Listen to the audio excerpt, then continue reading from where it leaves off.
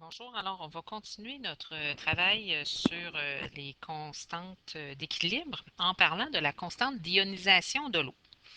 Donc, si je vous présente un verre d'eau et je vous demande qu'est-ce qu'il y a à l'intérieur, ben, vous allez sûrement penser à ceci, donc des molécules d'eau. Ce qui est vrai, mais pas totalement vrai. Donc, comme l'eau est une substance qu'on a dit amphotère, c'est-à-dire qu'elle est à la fois une base et un acide, ben, il y a une partie de l'eau qui va se trouver sous forme ionisée. Donc, qu'est-ce qui arrive? C'est qu'une molécule d'eau peut transférer un ion H+ à une autre molécule. Donc, ici, une molécule d'eau peut transférer un proton à une autre molécule d'eau et ainsi former un ion H3O+, et un ion OH-. Donc ici, dans ce cas-ci, il y a une molécule d'eau qui joue le rôle d'acide parce qu'elle est donneur de protons et l'autre molécule joue le rôle de la base.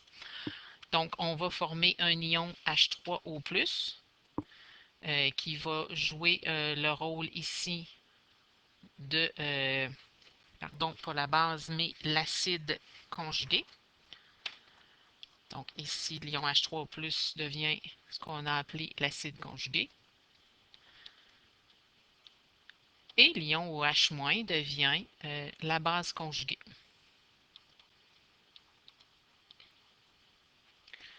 Donc cette réaction-là peut atteindre un état d'équilibre. Donc c'est une faible ionisation. Quand on a la réaction inverse, ben, ici, l'ion H3O+ devient donneur de protons et la base ici, donc OH- devient la base, donc receveur de protons.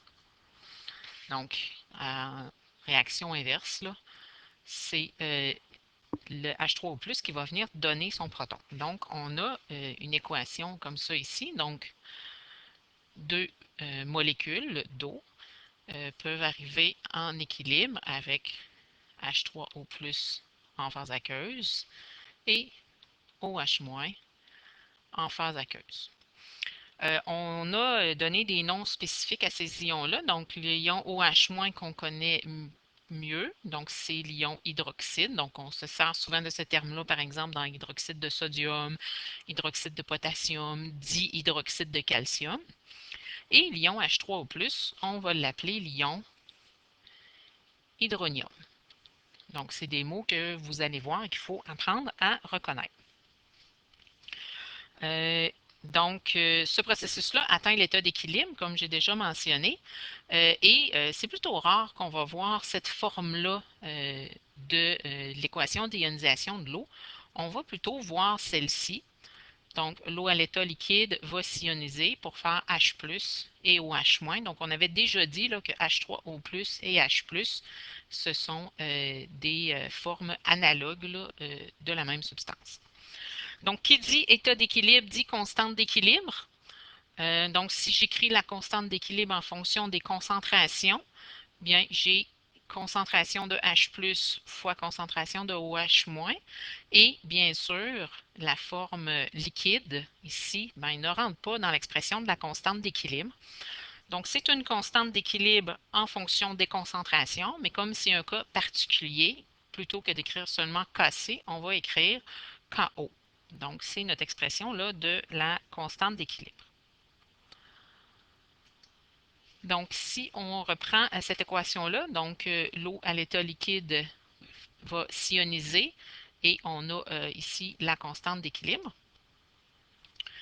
On peut aussi observer qu'à 25 degrés Celsius, si on vient mesurer le pH de l'eau, donc à 25 degrés Celsius, on a un pH de l'eau qui est égal à 7. Donc, l'eau est neutre à 25 degrés Celsius.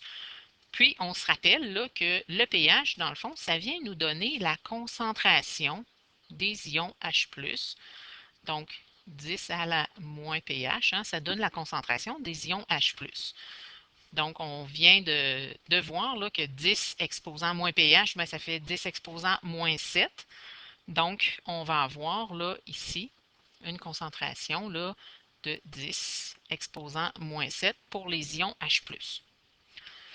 Comme à chaque fois que je forme un ion H+, ben, je forme aussi un ion OH-. Donc, on a ici là, un 1 pour 1.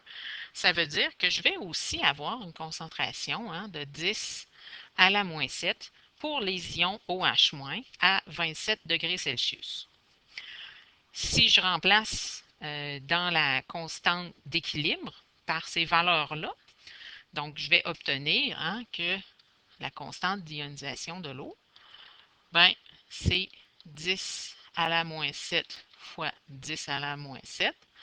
Donc, j'obtiens une constante d'équilibre de 10 à la -14, ou si vous préférez, 1 par 10 à la -14, c'est la même chose, toujours à 25 degrés Celsius. Donc, on se rappelle que les constantes d'équilibre sont seulement affectées par des changements de température, ce qui veut dire que je vais toujours, à 25 degrés Celsius, avoir 10 à la -14 quand je multiplie là, mes concentrations ici.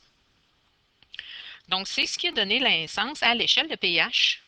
L'échelle de pH qui est basée là, de 0 à 14, donc qui ne peut pas dépasser 14. Donc, si je reprends ça ici, concentration des ions H+, à 25 degrés Celsius, ben, c'est 1 par 10 à la -7, ce qui nous donne le pH égal à 7.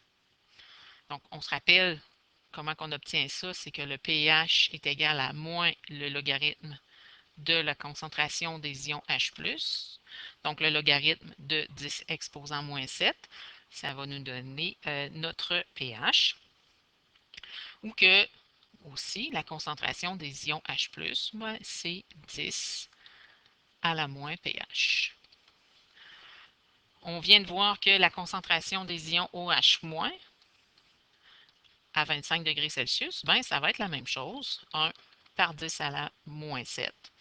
Donc, on va avoir aussi une valeur de pOH qui va être égale à 7.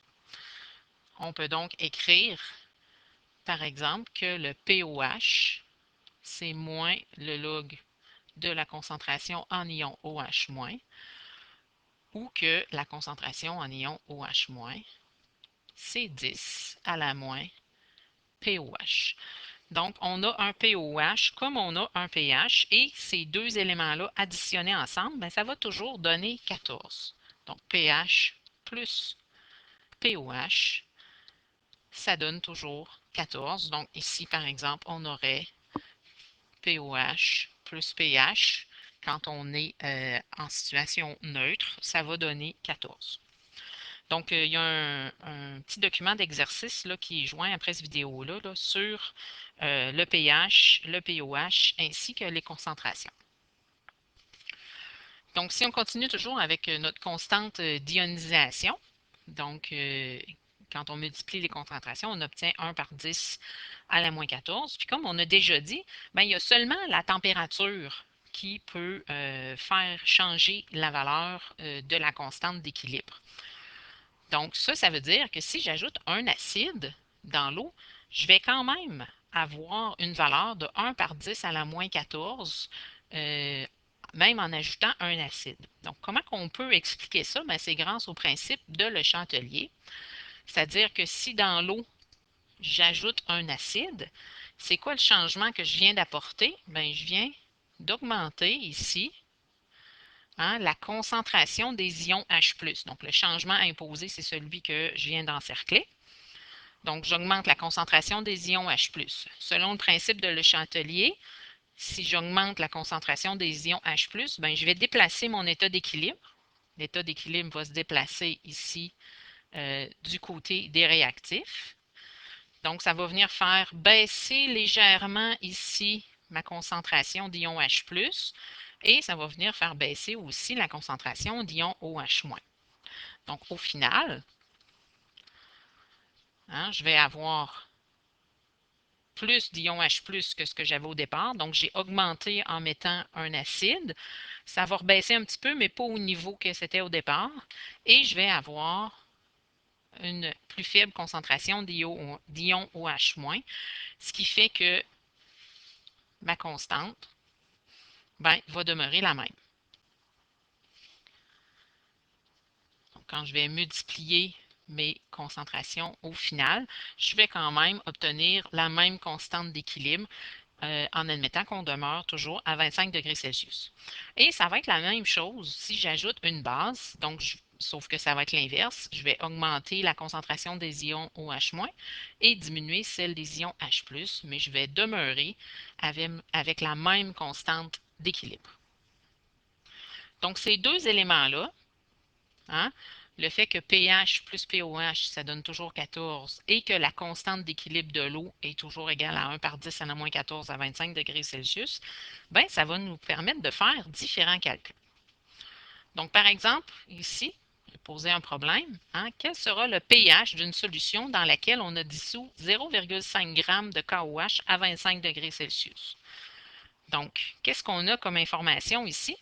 On connaît la masse de KOH, 0,5 g.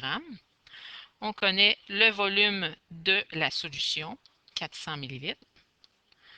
Et ce qu'on cherche, le pH. Donc, on a peu d'informations, mais c'est suffisant. Donc, il faut se rappeler que le KOH, c'est une base forte. Donc, les hydroxydes métalliques, ce sont des bases fortes. Donc, ils vont se dissocier complètement en solution.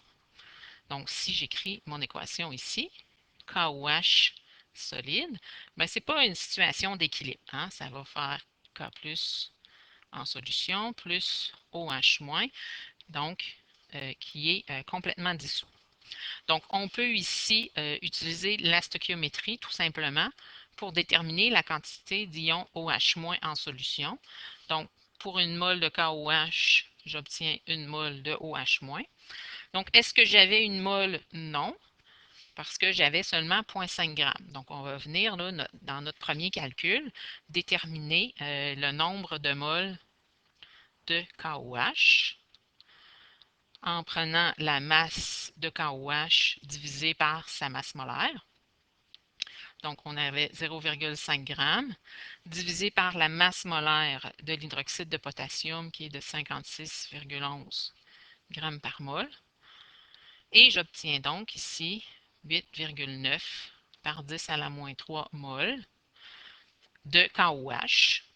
Donc ici, 8,9 par 10 à la moins 3. Comme c'est du 1 pour 1, je vais avoir 8,9 par 10 à la moins 3 mol d'ion hydroxyde en solution.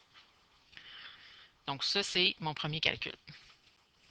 Donc ça, c'est mon nombre de moles. Donc je vais y aller en calculant la concentration maintenant. Donc j'ai une quantité d'ion hydroxyde, mais c'est pour 400 ml. Donc, mon deuxième calcul, ça va être de déterminer la concentration des ions OH-, donc N sur V, 8,9 par 10 à la moins 3 mol dans 0,4 litres, donc on y va en concentration en mol par litre, bien sûr, ce qui va nous donner une concentration de 0,0223 mol par litre. On néglige la présence des ions OH- au départ. Donc, on se rappelle que dans le fond, on a placé notre KOH dans l'eau. Puis là, il y en a certains qui vont me dire, oui, mais madame, vous avez dit que l'eau s'ionise faiblement. Oui, effectivement, dans l'eau, il y a déjà 1 par 10 à la moins 7 ions OH-. Mais 1 par 10 à la moins 7, c'est peu significatif par rapport à 8,9 par 10 à la moins 3. Donc, même si j'additionne les ions OH-, 1 par 10 à la moins 7 à cette valeur-là ici, ça ne va pas changer ici là, de façon significative ma concentration d'ions OH-. Donc, je vais négliger ces ions-là qui étaient déjà présents dans l'eau. Ma troisième étape, là, je peux la faire de deux façons différentes. Donc, mes deux premières étapes, je suis obligée de faire ça ici. Donc, je connais maintenant ma concentration d'ion OH- et là, j'ai deux chemins pour déterminer le pH. Mon premier chemin, ça va être de déterminer le pOH en écrivant moins le log de la concentration d'ion OH-. Donc, moins le logarithme de 0,0223, ce qui va me donner un pOH. Donc, je vais écrire moins le logarithme de 0,0223, ce qui va nous donner un pOH de 1,65. Comme je sais que pOH plus pH, ça donne toujours 14, bien, si je cherche pH, j'ai simplement à faire 14 moins pOH, donc 14 moins 1,65, qui me donne un pH de 12,35. Donc ça, c'est la première méthode.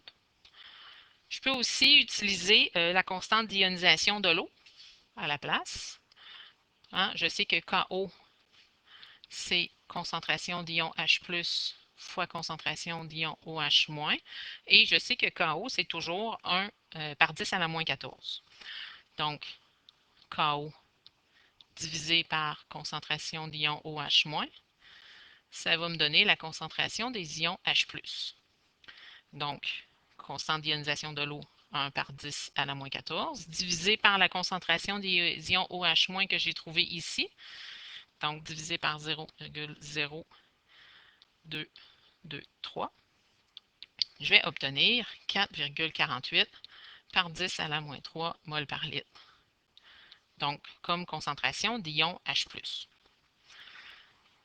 Comme le pH, c'est moins le logarithme de la concentration en ion H+, bien, si je fais moins le logarithme de 4,48 par 10 à la moins 13 ici, pardon,